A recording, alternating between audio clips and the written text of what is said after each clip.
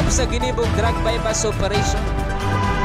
Triple o 4 na doble ang bihikulong nagruso sa siyudad kang Naga. Mas complain ng police station kang Naga City Police Office. Newsbreak. Sa headlines kan mga barata, pangapudan kang Naga City Police Office para sa ligtas undas. Nag-epekto, Camarines Sur, bayong insidenteng narehistro sa pag-obserbar kang undas. Umboy na babae nakuha sa maduot na lugar sa Goa, Camarines Sur. Negosyanteng may kasong acts of lasciviousness, arestado sa Sipokot, Camarines Sur. Diyos marhay ng hapon. Ako si Mark Mendoza. Asin ako, si Antoinette Eduardo. Kami ang sa indong tagapagatud, Bareta. Mga insidenteng nai-report sa Naga City Police Office durante kan pag-obserbar kang undas, kulang. Aramon taman ang kumpletong detalye sa report ni Antoinette Eduardo. Nag-epekto ang mga pangapodan ka Naga City Police Office sa publiko, mapadapit sa mga dapat gibuhon para makalikay sa mga pwedeng pag-aprobitsar sa kasiributan ka nakalihis na undas digdi sa syudad ni Naga. Puon sa paghali sa harong, hasta sa pagbisita sa mga kampusanto kasubanggi. Sa assessment ka Naga City Police Office, mayong darakulang insidente ang nairehistro sa bilog na magdamlag na may koneksyon sa pag-obserbar kan mga taga-Naga kan undas ngunya na taon. Iyo po, saro yan sa nakatabang siguro na itong sa tuyang mga pangapudan, sa tuyang mga advisory through social media, through broadcast media, sa asin iba pang mga pagirumdom na maging ligtas ang satuyang undas, arugan paghabago maghali sa harong, dapat pasiguruhon ang mga sendang harong na nakalak talaga. And kung po pwede, itugon sa mga pagkakatiwalaan na katain o konsisay na tao.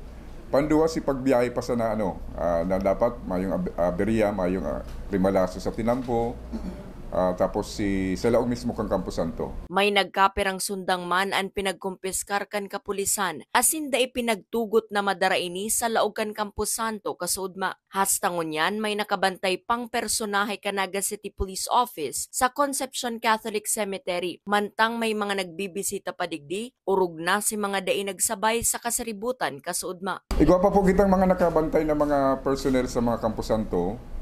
Igwa pa kitang nakadetail dyan hanggang sa agang-aga pa. Kasi ang undas, nagpupuon November 1, matapos man November 2. So, igwa po baga kayong mga kitang kababayan na imbes na makipagsabayan, magdagsa sa Campo Santo November 1, mas pinapamaray ninda na November 2 sinda magduman sa Campo Santo. Para sa One Media TV 48 Naga, Antoinette Eduardo, Newsbreak. PNP Camarines Sur kinumpirmar na mayong insidenteng nangyari sa mga banwaan na may koneksyon sa katatapos na pag-obserbar kang undas kan Subanggi. Aramon taman ang kumpletong detalye sa report ni Melvin Machado.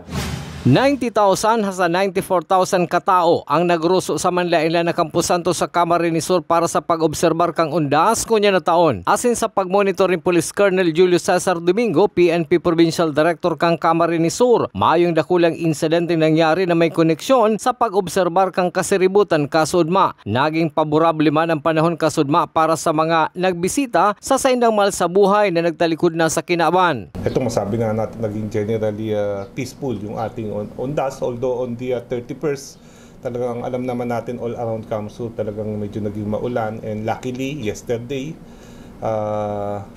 November 1 pinalad naman tayo na napagbigyan yung mga kababayan natin at hindi naman masyado naging maulan, no? So dinagsa tayo I think around more than 90,000, 94 I think yung estimated natin na tagpunta sa mga respective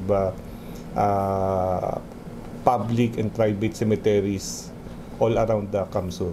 Sa Manuang kan pili Camarines Sur naging katuwang kang PNP ang nagkaperang traffic volunteer sa pagmanihar kang trapiko sa pagruso ka mga nagpasiring sa Campo Santo. Sulamentang pagabat kang trapiko ang pinagtawan atensyon kang PNP pati na kan mga katuwang na organisasyon kasaudmang pag-obserbar kang undas. Para sa One Media TV 48 Naga, Melvin Machado, Newsbreak. Padagos sa mga bareta. Para masiguro na nakadeploy ang kapulisan sa mga Campo Santo asin igwang nag-aasikaso kan trapiko, pinaglibot ni PNP Regional Director Police Brigadier General Westry Mundo Obinque ang nagkapirang Campo Santo duman sa probinsya kan Albay. Kasumpay kaini, ipinaabot man ni Police Major Malu Kalubakib, tagapagtaram kan PNP Bicol, an pasasalamat sa gabos na nagtarabang na maging matuninong an pag-obserbar kan undas ngunya na taon. Napatunayan taan sa tuyang pagkasararo sa pagmantinir kan peace and order sa pag-obserbar kaining undas 2023. Bot mi pong magpasalamat sa gabo sa nagantabay, sa gabo sa nagtabang, sa gabo sa nagsuporta sa mga kaibanan mi sa manlain-lain na ahensya kan gobyerno, mga volunteers, ang samuya pong pasasalamat sa lado po kan Police Regional Office 5 sa panginginot ni Police Brigadier General Westry Mundo Obinque sa matrayumpong pag-celebrar pag-obserbar kaining undas 2023 na maging generally peaceful with no untoward incident. Padagas po kitang magtarabangan para po sa katuninungan kan sa tuyang Kabikolan. Sa iba pang bareta, matapos ang kasiributan kan undas, ang pagbaralika naman kan mga mapuruli ang pinagbabantayan ngunyan kan manihamiento kan Bicol Central Station digdi sa syudad ni Naga. Ang detalye sa report ni Melvin Machado. Puun ko niya na aldaw, pinaglalauman na kan manihamiento kang Bicol Central Station ang luway-luway na pagdakul ka mga pasahero na nagpuruli huli sa undas asin mabaralikan pagkatapos kang halabang bakasyon huli kang eleksyon asin pag-obserbar kang undas. Susuk ki Generalist Bulocon, Security Officer kang Bicol Central Station, mas madakol ang pasahero mapuruli sa aldaw na Domingo. Munya nagpupo na kita ang pagkuan mo niya pa maatsang kay mapo na pagdakol kang pasahero hanggang sa Domingo yan, pababi sa Domingo. Fully book na subot ang gabos na bus company para ngunya na undas. Alagad nakaprepara naman subot tigdi ang Bicol Central Station asin mga bus company para maakomodar ang mga pasaherong mapuruli. Kadaklan sa pinag-aantisipara na madakol, iyo si masarakay sa mga ordinaryong biyahe. Di pigit tagamahan, ito po bagang mga pasahero mayo ni mga reservation, itong mga walk-in. Ang kadaklan po kay dyan is masarakay probably sa kuya. Talagang masakay sinda is mga ordinary buses which is talagang nag-reserve. Para sa One Media TV 48 Naga, Melvin Machado, Newsbreak. Sa iba pang issue, siring kan pinaglalauman, tulos naglinig ang mga personahe kan Solid Waste Management Office sa mga basurang nawalat kan mga nagpadamlag sa pampublikong Campo Santo sa Barangay Concepcion, Pequeña, Syudad ning Naga. Maging ang garbage truck kan SWMO ang sibutman sa pagkolekta kan mga basurang natipon sa mga iskinita kan barangay sa syudad. Sa pagbabalik kang Newsbreak, umboy na aking babae na kuasa maduot na lugar sa Goa, Camarines Sur. Iyan asin iba pang mga bareta sa pagbuelta kan One Media TV 48 Naga Newsbreak. Dakop sa ginibong drug bypass operation. Triple o apat na doble ang bihikulo na gruso sa syudad kang Naga. Mas complain ng police station kang Naga City Police Office. Newsbreak. Flight attendants, prepare for takeoff, please.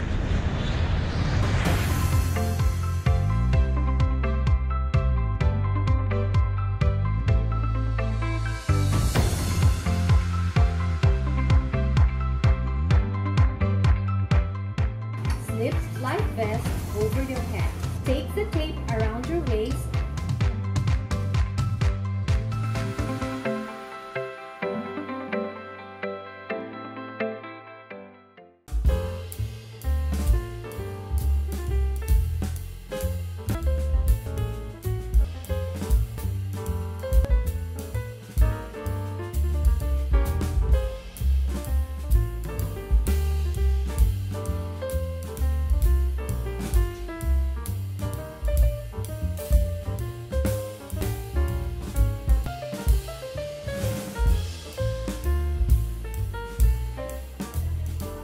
Life at home is better with Unlimited.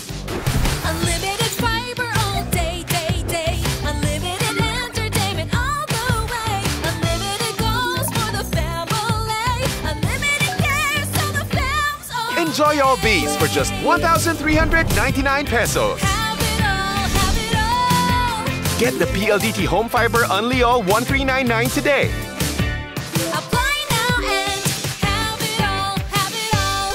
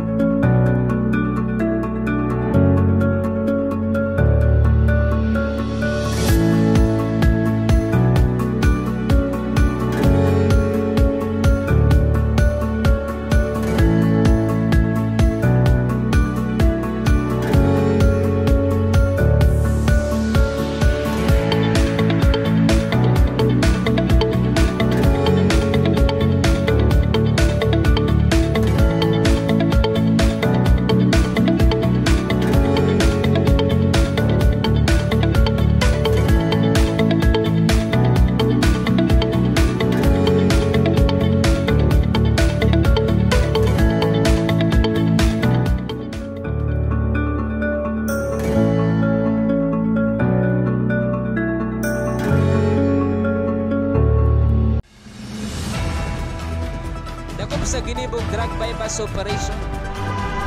Triple o apat na doble ang bihikulo na gruso sa siyudad kang Naga. Mas complain ng police station kang Naga City Police Office.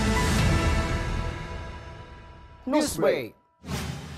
Sa pagpapadagos kan mga bareta, mayong nagadan o ginadan na kandidato sa nakalihis na barangay asin sanggunian kabataan eleksyon kan bulan nin Oktubre sa probinsya nin Camarines Sur kumpara sa ibang probinsya. Susug kay Camarines Sur PNP Provincial Director Police Colonel Julio Cesar Domingo na i-deploy nindanin tultul ang augmentation force na ipinadarakan Camarines Sur. Arog na sanakan augmentation force hali sa Naga City Police Office. Huli ka ini, mayo subuot ning naging problema na pinag-atubang ang PNP durante kan eleksyon sa barangay. Na-maximize natin yung deployment natin. So we have yung sa Naga, I think they augment us with 358 personnel from the Naga City Police Office, and aside from that, from the Armed Forces of the Philippines, the 81st, 83rd and 49th IB, sila po yung mga nakatuwang natin, sila yung mga standby alert natin sa mga respective police stations. So malaki ang naging impact niyan. Mientras tanto, sa Ladocan Commission on Election digdi sa siyudad ng Naga, gabos na ng ganang kandidato sa barangay asin sangguniang kabataan ang naiproklamar na kang nakalihis na Oktubre 30 asin Oktubre 31. Susog kay Attorney Mike Julia ang pinakahuring barangay na ng kaigwanin pagproklamar sa mga kandidatong nanggana iyo ang Barangay Concepcion Pequeña. Huli kan pagiging dakulang barangay kaini. Ang pinakahuri po ining Concepcion Pequeña, mas dakula kaya siyang barangay, kaya siyang nahuritang maiproklama. Sa police report, sarong umboy anako asa maduot na lugar sa Goa, Camarines Sur. Sarong misis nagtabang na mapa-breastfeed ang umboy. Ang detalye sa report ni Melvin Machado. Sa maduot na lugar kang Villa Peña Subdivision, Barangay Bagong Bayan Pequeño, Goa, Camarines Sur, na diskobre ang sarong umboy na babae kasubagong aga. Tulos ipinaabot ang impormasyon ka mga nakahiling sa mga otoridad ang pangyayari. Ang PNP asin ang grupo ni Joseph Jeffrey Mercado, RNEMT kang MDRRM Goa, ang kabali sa nagresponde. Sa inda subot na hiling niya umpang inulan kang umboy na babae na enutaman pinaglinigan ka mga nagtabang digdi. Ay ano naman po, malakas po, kumbaga miyak po, gano'n. Malusog na bata po. Ngunyan sir, nasa inap po ngunyan sir? Nasa government Marila po, wala pa, kumbaga hindi pa nga po pinutol yung placenta, yung umbilical cord po. Kumbaga kasama na po yung placenta, yung inunan nung na iniwan po ng bata. Tulos man pinagdara ang umboy sa Goa Infirmary. Digdi man nahiling ni Ma'am Diana Fisico ang kamugtakan kang aki asin pinag-opreser niya na magpa-breastfeed.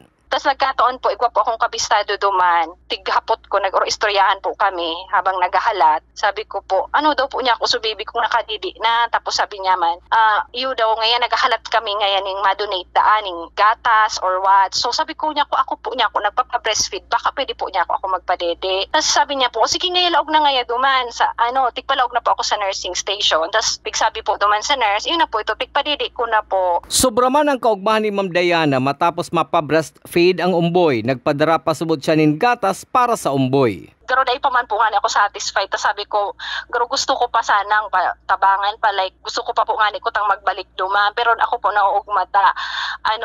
Dawa pa pa no nakatabang man po ako. Actually, nagpadara pa po nga ako dumaning breast milk. Nagpapump po kaya ako. Nagpadara pa po ako ngunya ning hapon ning madidede ka so aki. Tapos sabi ko, just in case ka ako na mayo pang mag-donate ning milk, at least may madidede pa po siya. Para sa One Media TV 48 Naga, Melvin Machado, Newsbreak. Sa iba pang police report, arestado ang sarong alias Edmar, 31 anyos, negosyante, asin residente kan Barangay North, Centro Sipocot, Camarines Sur, huli sa kasong act of lasciviousness na mayong piyansang pinagrekomendar ang korte. Ang warrant of arrest ang pinaluwas kan RTC Branch 29 sa Libmanan, Camarines Sur. Ang suspect na number 8 municipal most wanted person ang nasa kustodiya ngunyan kan Sipocot Municipal Police Station. Asin yan ang mga bidang baretang nakalap kan mas pinakusog na puwersa kan One Media TV 48 Naga News and Bicol Affairs. Day maligaw na i-follow ang samuyang official Facebook fan page One Media TV 48 Naga. Ako po si Mark Mendoza. Padagos kaming mahatod din mga baretang garantisadong nangingenot as sinapapanahon. I-hit ang subscribe button sa samuyang official YouTube channel, One Media TV 48 Naga, tanganing updated kita sa mga bareta asin istoryang bida. An Bicolano. Ako si Antoinette Eduardo asin ini, an One Media TV 48 Naga, Newsbreak. Dakop sa ginibog drug bypass operation. Triple o 4 na doble ang bihikulo na gruso sa siyudad kang Naga. Mas complain ng police station kang Naga City Police Office. Newsbreak.